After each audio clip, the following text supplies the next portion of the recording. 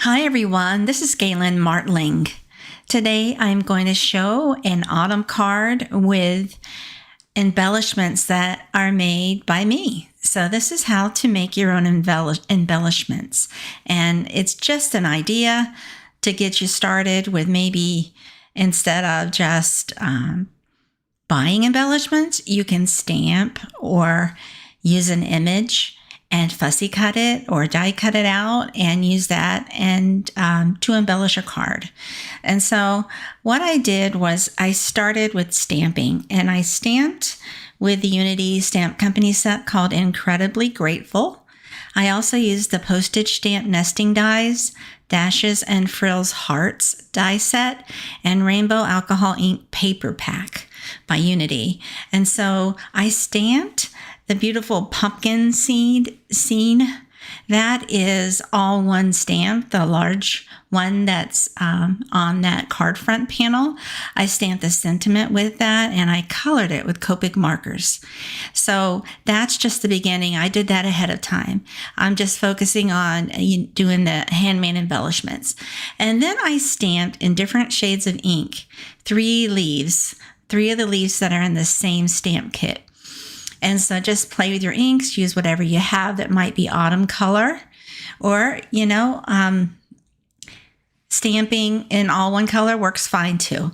And so that wasn't enough. I wanted to go ahead and fussy cut, which is just cutting out with scissors, each of these leaves. And I just have small scissors and I just cut them out. And then to finish it, I went ahead and used some distress ink. And let's see, what is the color? I believe I used antique linen on that, and I used an ink blending brush, a small ink blending brush, to go around the edges of all the leaves and just get into the grooves and fill it in on the edges as much as possible. But the stamps for the leaves, they have some open spaces, and I like that because it makes it an option to add some color into those. Now, I stamped on ivory cardstock, so it already looks a little ivory in there, but we're going to fill it in some more. I have these really thin, narrow ink blending brushes or blending brushes that can get into tiny spaces, and I just use the same color ink, the distress ink, to fill in the edges inward. And so I left some of them ivory, some of the spaces ivory, and the outer part is darker.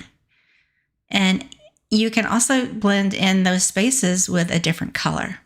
But I just wanted it to kind of all match with that same antique linen color.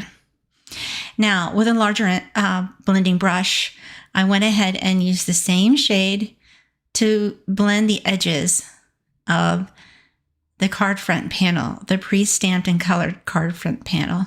And you just go in circular motions and circles all around, and you just fill in all of that outer part.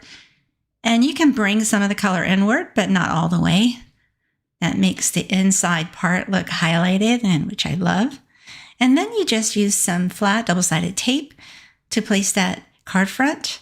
And then go ahead and arrange your leaves how you think you might want them on the card, and then add glue or adhesive and place that right on there. I decided to use flat glue because of mailing, but you can use foam tape too if you want to pop them up and add even more texture. But when you layer the leaves like this, even with flat glue, it really does add texture.